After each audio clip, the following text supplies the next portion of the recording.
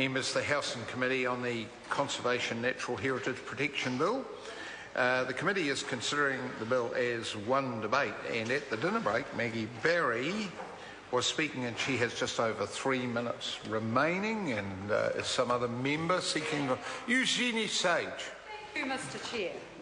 I'm pleased to take a call on the Conservation Natural Heritage Protection Bill because the Green Party supports this bill and congratulates Jackie Dean for her work in bringing it to the House, because it will encourage compliance with conservation legislation, and by doing this better protects our natural and historic resources and our wildlife.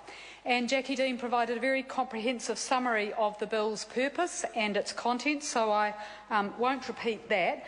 But just to say that it doesn't create any new offences or have any new powers, and that may account for the small number of submissions. There were 8 submissions to the Select Committee.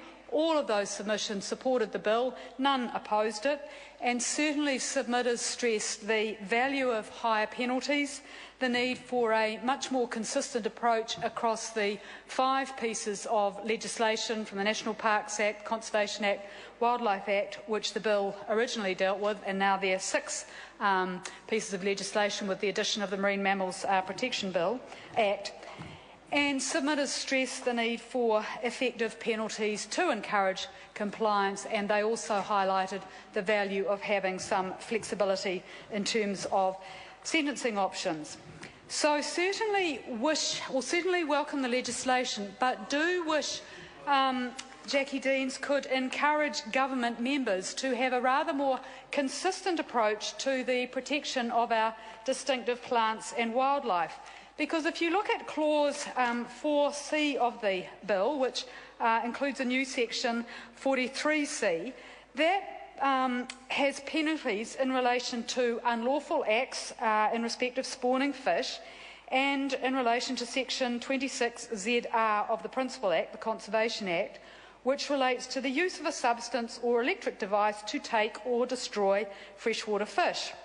Now, under the Principal Act, you can, because of this bill, the courts will be able to impose a sentence of imprisonment of up to 2 years or a fine of $100,000 if you do anything to interfere with spawning fish, if you put a hazardous substance or a narcotic substance in the water with the intention of killing fish.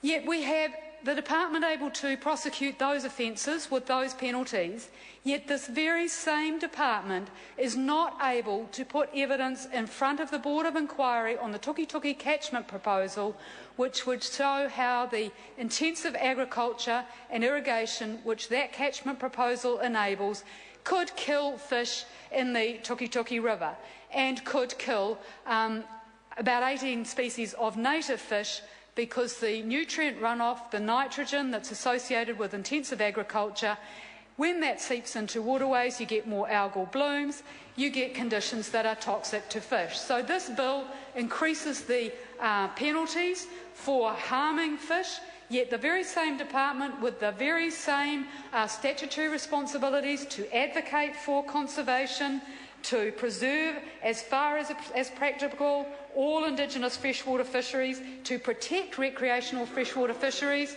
the purposes that this bill is based on, when the department tries to carry out that same statutory responsibility in relation to the Tukituki catchment and in relation to the government's Ruataniwha irrigation proposal, it's not allowed to do that, because a minister who has been as slippery as an eel in relation to his denials of having anything to do with suppressing that Department of Conservation submission hasn't allowed the department to put forward evidence of how irrigation can make rivers toxic, yet this bill is increasing the penalties for an individual that does that. So, Mr Chair, we desire more consistency across government.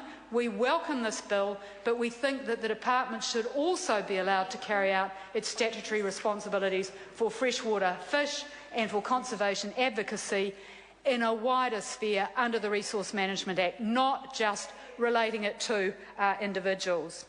So, Mr Chair, we'll be supporting that, but it is a very great pity that the Board of Inquiry won't have any contestable evidence from a government department in front of it when it considers the Tukituki catchment proposal.